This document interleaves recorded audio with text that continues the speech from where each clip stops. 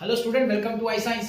आज का जो क्वेश्चन मैं लाया हूँ जेडब्ल्यू मेंस का, वो रे ऑप्टिक्स और ऑप्टिकल इंस्ट्रूमेंट जो चैप्टर है उसमें से reflection from a concave mirror वाला कंसेप्ट है। तो वो हम लोग क्वेश्चन करेंगे। और जैसे कि आप जानते हैं कि हर मेरे लेक्चर में मैं दो पार्ट में करता हूँ। पहले पार्ट में मैं एक्सप्लेन करता हूँ जो न्यूमेरिक मैंने पीवाईक्यू लिया, और दूसरे पार्ट में मैं कुछ आपको गाइडेंस देता हूँ कि क्या आप करें जिससे कि आपका एक अच्छा स्कोर आ जाए आपके एंट्रेंस एग्जाम में। तो वो भी हो सके तो सुन लीजिएगा।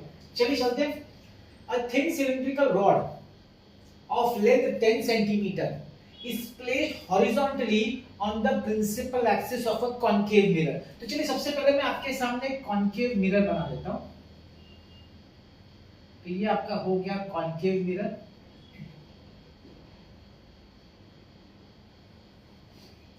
यहां पे हम लोग बोल सकते हैं कि सपोज वो पोल है हमारा। Okay, focal length 20 centimetre. So suppose ये हमारा फोकस है इधर, और इसका जो है 20 सेंटीमीटर।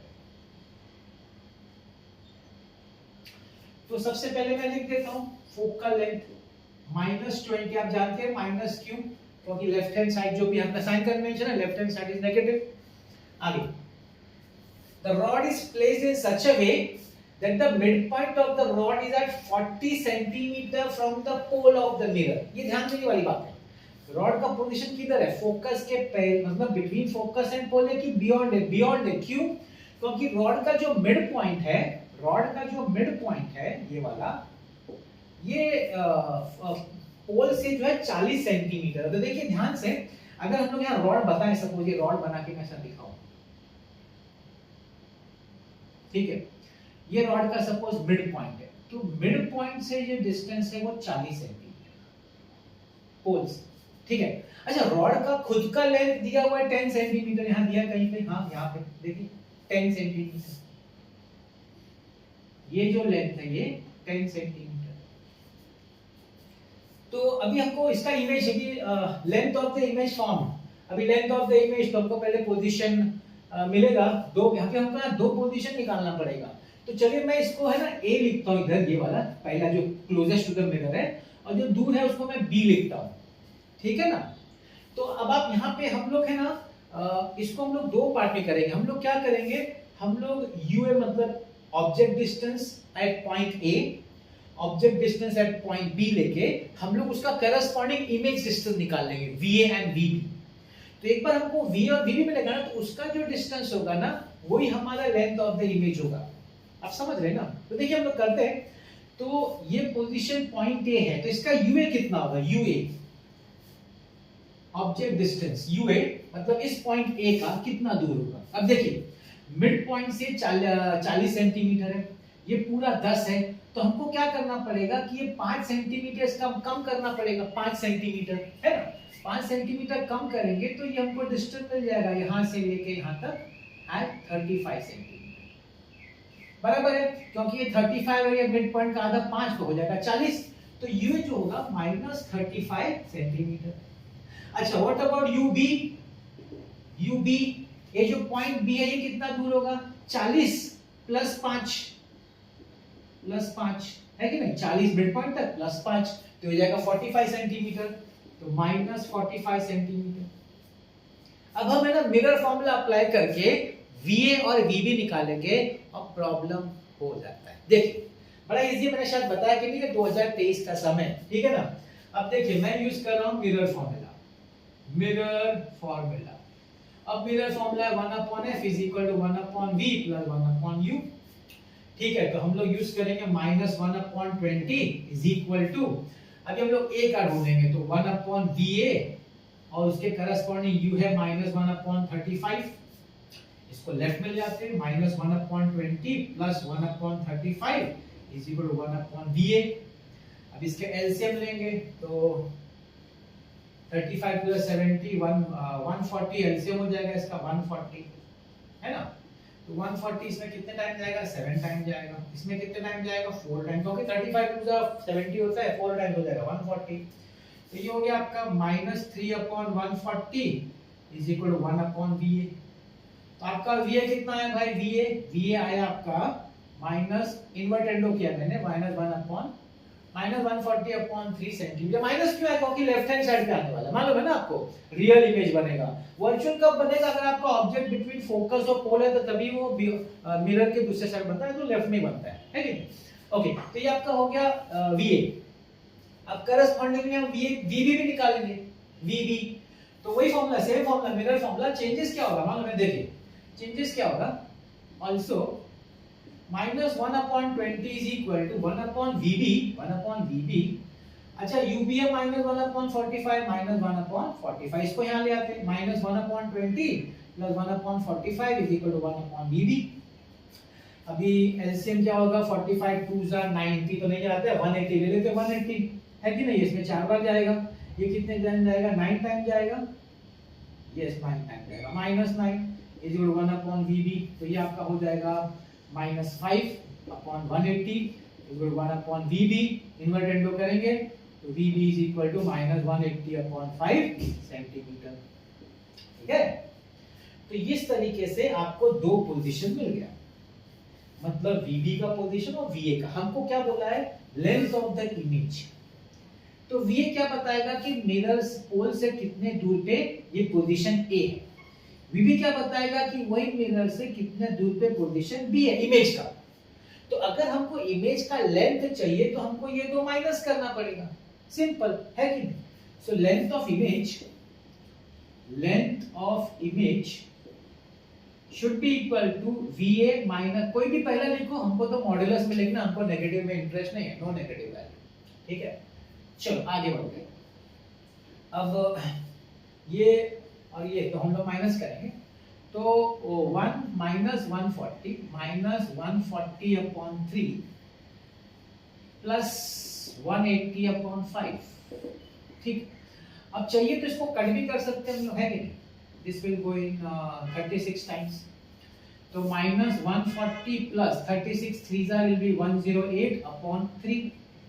ठीक है, तो -140 आपका देगा 10 30 -32/3।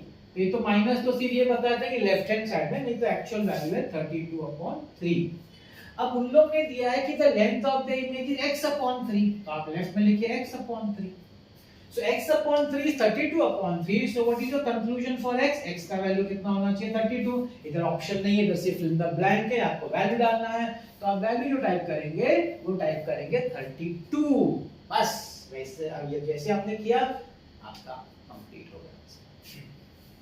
तो यही है, इसमें से आपको मिरर, कॉनकेव मिरर का मिरर फॉर्मूला आना चाहिए और कुछ है ही नहीं। आपको दो इमेज डिस्टेंस निकालने का, इसको सबट्रैक्ट करने का, तो आपको इमेज का लेंथ मिल जाएगा। ऐसा ही क्वेश्चन सिंपल सा आएगा। ठीक है, अब इसके बाद जैसे कि मेरा सेकंड पार्ट रहता है कि जहां पे मैं बताता हूं कि क्या आपको करना चाहिए। देखिए एमसीक्यूज का जो फंडा है, एमसीक्यूज का मतलब एंट्रेंस एग्जाम का, आपका जो बोर्ड होता है एंट्रेंस होता है, दो अलग चीजें हैं। ठीक है ना? मैं एंट्रेंस एग्जाम को ये समझता हूं कि एंट्रेंस एग्जाम जो है ना वो एक तरह का टेस्ट मैच है 5 डे का, न कि T20 5 घंटे का। ये 5 दिन का मैच, मतलब लंबा चलता है। इसका प्रिपरेशन लंबा होता है। इसके में बहुत जल्दी आप सोचेंगे कि 1 महीना 15 दिन 2 महीने में मैं पढ़ के सब कर लूंगा, तो नहीं हो सकता है।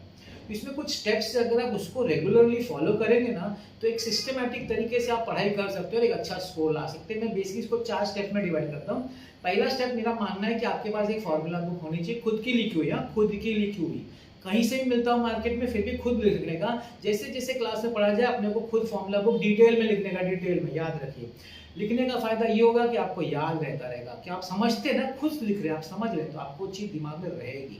दूसरा, लिखते लिखते आपको रोज सोने से पहले, जब भी फ्री टाइम हो, सोने से पहले रीड करने का।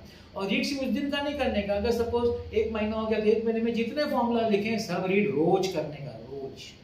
मेरा विश्वास करिए, ये करने से आपका 50% आपका हो गया एंट्रेंस प्रिपेयर्ड, सिर्फ फॉर्मूला बुक को रीड करने से। रोज, every day, at least once in a day. मैंने जैसे बोला स्टार्टिंग से लेकर सब, उसी दिन का नहीं, रोज पूरा स्टार्टिंग से बार बार उसको सिर्फ रीड करिए, लर्न मत करिए, रीड करिए। देखिए फायदा। दूसरा काम क्या करना है? अच्छा सा रेफरेंस बुक लीजिए। उस रेफरेंस बुक पे जब भी आपको क्लास में पढ़ाया या टीचर कोई कंसेप्ट टॉपिक पढ़ाए तो आप खुद उस रेफरेंस बुक से सॉल्व करिए। आप टीचर के भरोसे मत रहिए कि टीचर कराएगा। मेरा मानना यह है कि एमसीक्यू सॉल्व करना एक स्किल है। स्किल कोई नहीं सिखा सकता, कोई टीचर नहीं सिखा। टीचर आपको कंसेप्ट सिखा सकता है, फंडामेंटल सिखा सकता है, बेसिक सिखा सकता है, बेस स्ट्रॉन्ग कर सकता है।